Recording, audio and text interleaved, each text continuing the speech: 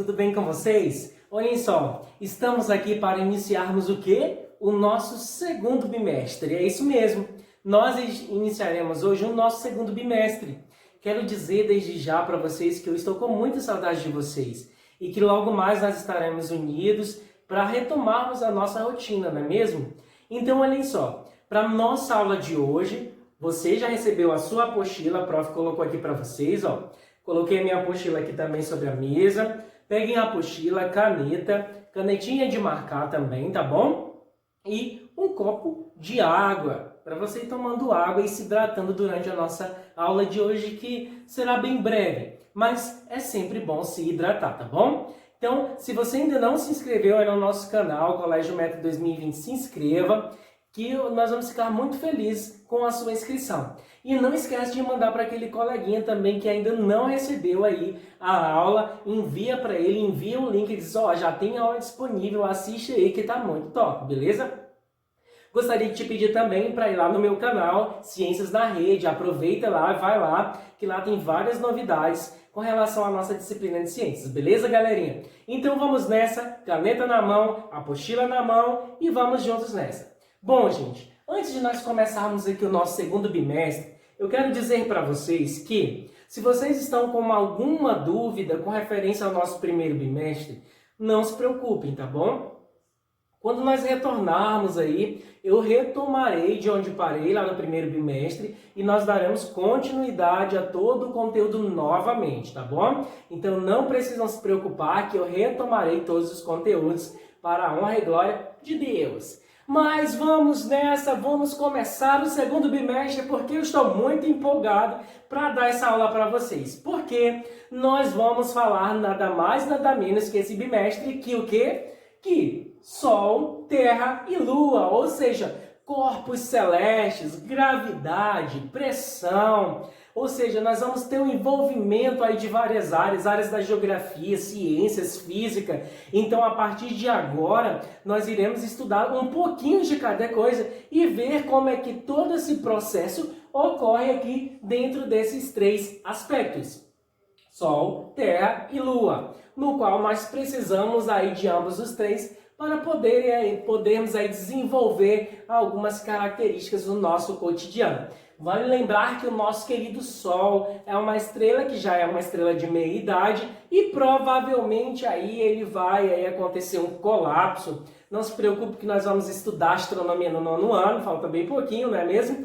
Mas ele vai passar por um colapso, galera. E quando acontecer esse colapso, espero a Deus que nós não estejamos mais nem aqui, porque nós iremos morrer queimadinhos igual churrasco. Mas vamos ao que interessa, vamos mudar de assunto aqui. Bom, quando nós falamos aqui em Sol, Terra e Lua, nós temos várias características. E essas características, elas foram estudadas aí desde os primórdios, desde a primeira geração aí de homens que nós vamos ter no planeta Terra. Eles começaram a fazer esses estudos com relação ao quê? Aos corpos celestes que haviam. Nessa imagem aqui que nós estamos observando na nossa telinha, na nossa lousa, que está top, não é?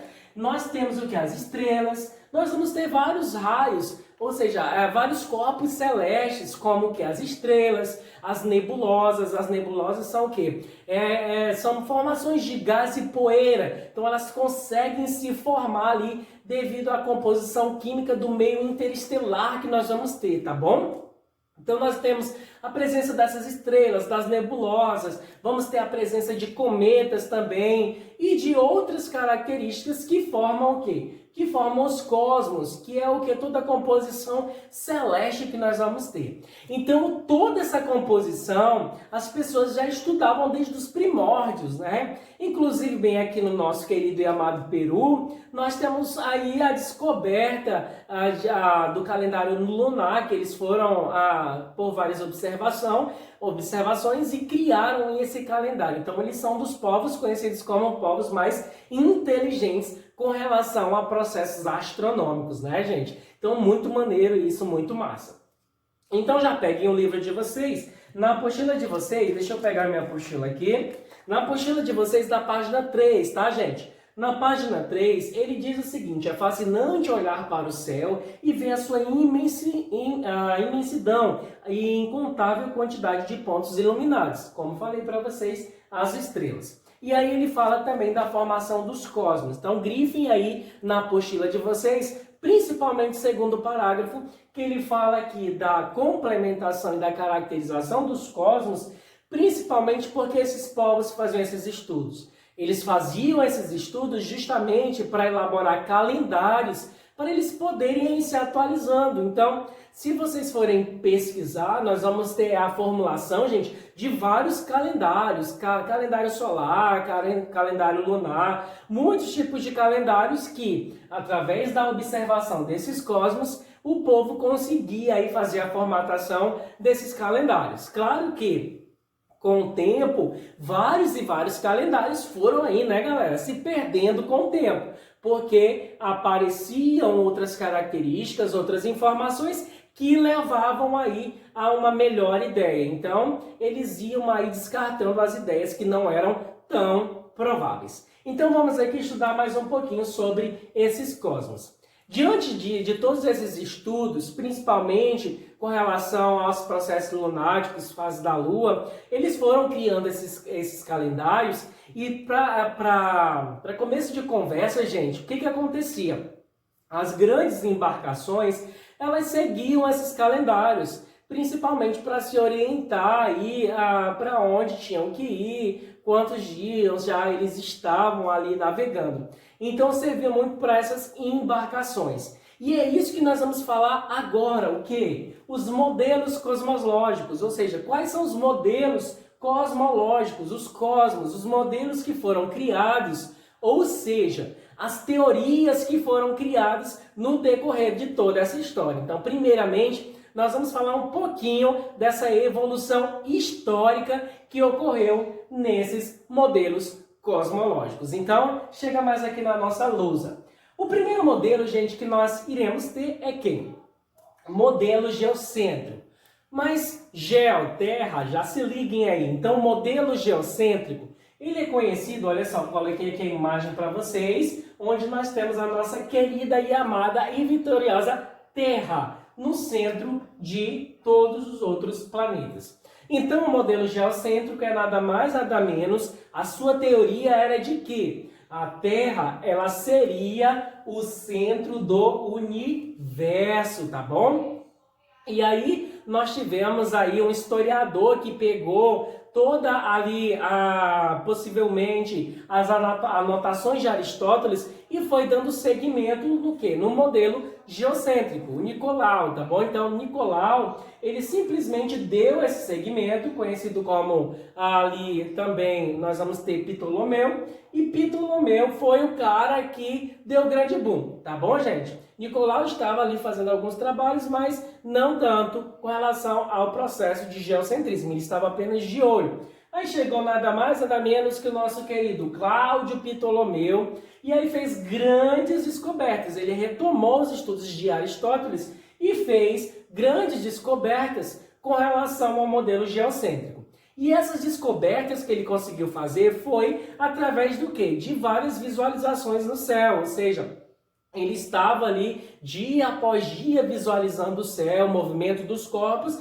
e conseguiu chegar a uma conclusão sobre o modelo geocêntrico, onde nós teremos a Terra como o centro do universo, tá bom, gente? E aí o que ele defendia? Ele defendia que cada esfera planetária não era fixa. Cada esfera dessa não era fixa, tá, gente? Mas sim, o que acontecia? A órbita dela era fixa, ou seja, ela orbitava em torno da Terra, ou seja, acontecia a órbita em torno da Terra, realizando movimentos circulares. Então, ela orbitava, os outros planetas, eles orbitavam em torno da Terra em forma circular. Então, esse movimento de órbitas circulares é conhecido como o quê?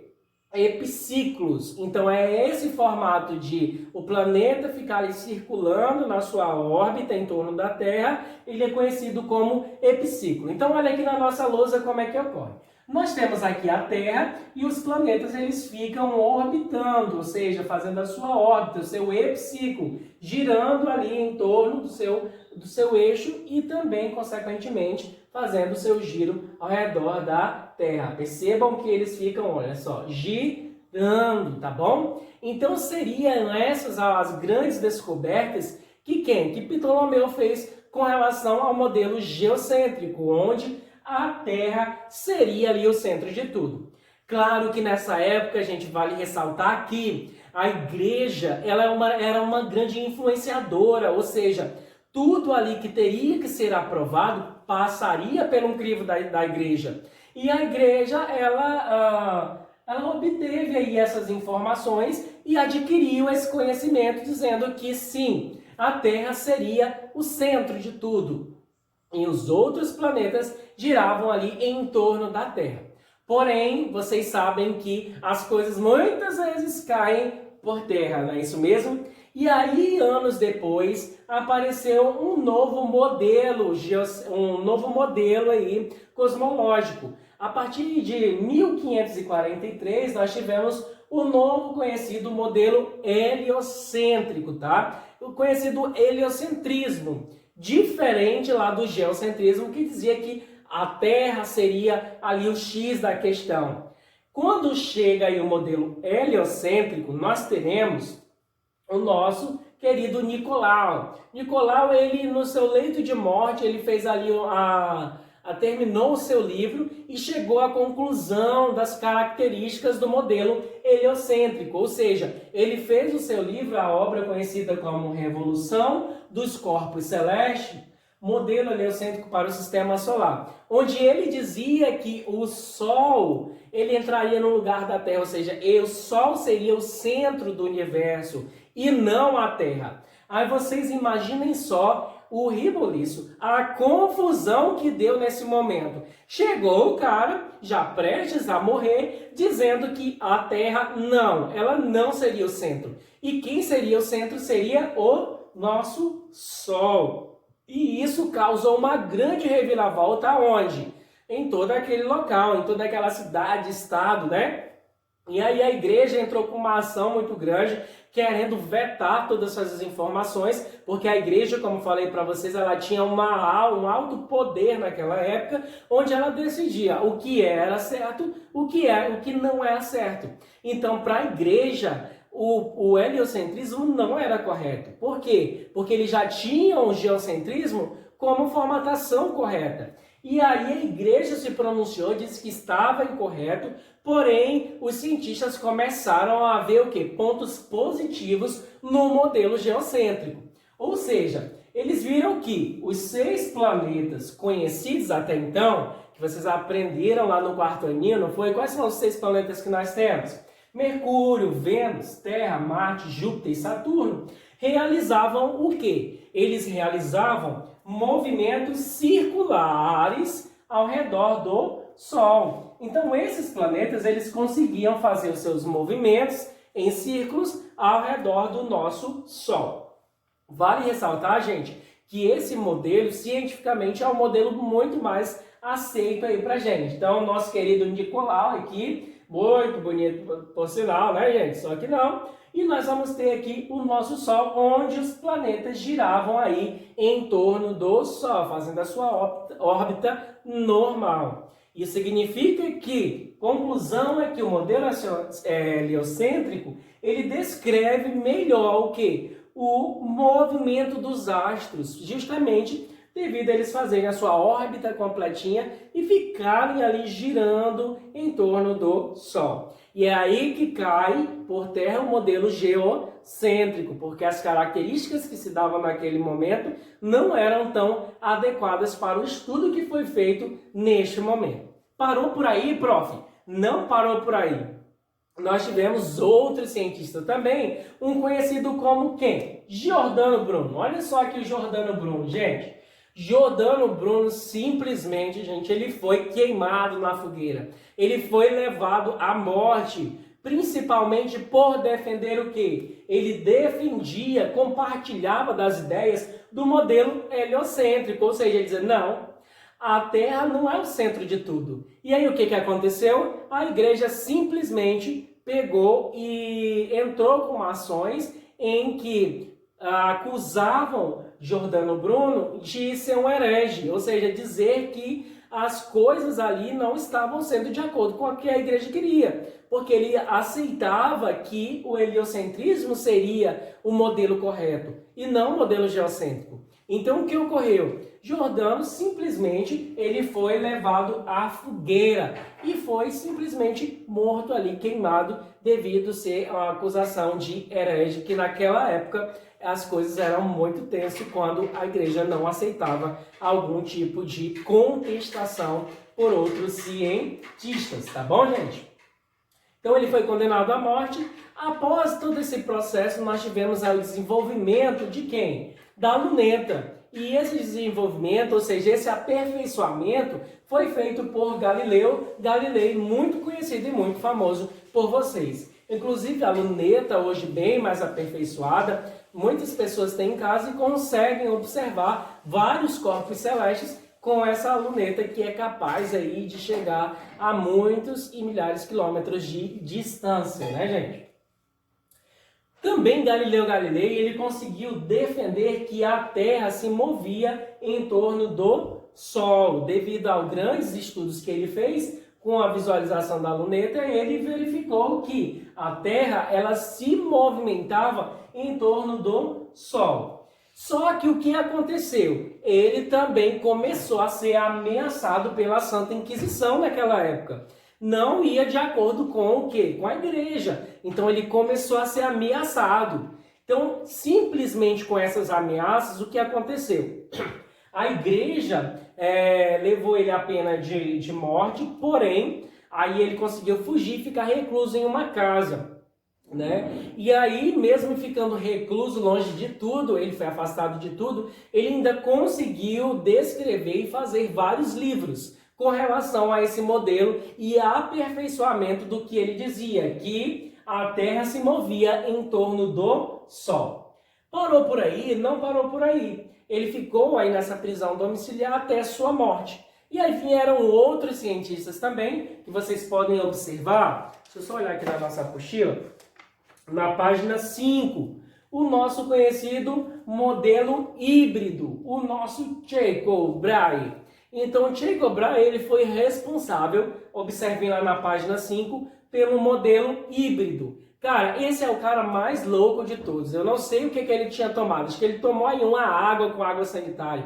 Porque o modelo dele é muito sem noção, gente. Então, olha só o que ele queria dizer com o modelo híbrido. Que ele buscou compreender, depois de muitos estudos que ele fez, tá bom, gente? O movimento dos planetas. Então, ele estava ali também estudando qual era a correlação que os planetas tinham ou com a Terra ou com o Sol. Então, ele estudava, compreendeu a movimentação desses planetas e estruturou o quê? A elaboração de um modelo cosmológico. Ele disse, bom, já que eu estudei isso tudo agora, euzinho aqui vou elaborar o meu próprio modelo. Não quero modelo de ninguém. Nem geocentrismo, nem heliocentrismo. Eu quero o meu modelo.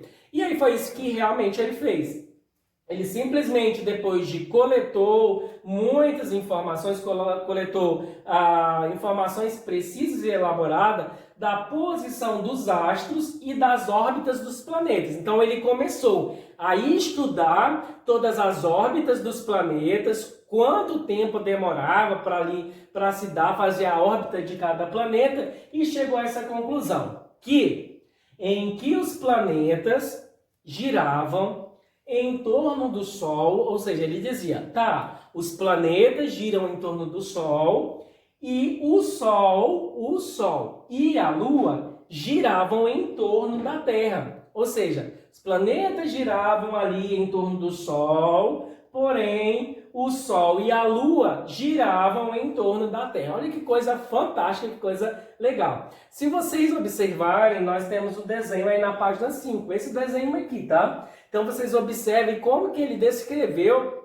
esse processo aí em que esses astros giravam, um dentro do outro girando, gente. Então, hipoteticamente, mais reconhecido, o modelo cosmológico mais reconhecido até hoje é o nosso heliocentrismo. geometrismo, onde nós vamos ter o Sol e os planetas vão girar em torno do Sol. Beleza? Então essa é a nossa primeira aula do nosso segundo bimestre e a partir de agora vocês já podem resolver aí as questões da página 6, tá bom, gente? As questões da página 6 vocês já podem resolver. Então fiquem com Deus e um abraço e até a próxima aula, se Deus quiser. Um abraço aí para os meus meninos do 8A, 8B, 8C. Estou com muita saudade de vocês, viu, gente? Abraço, tchau!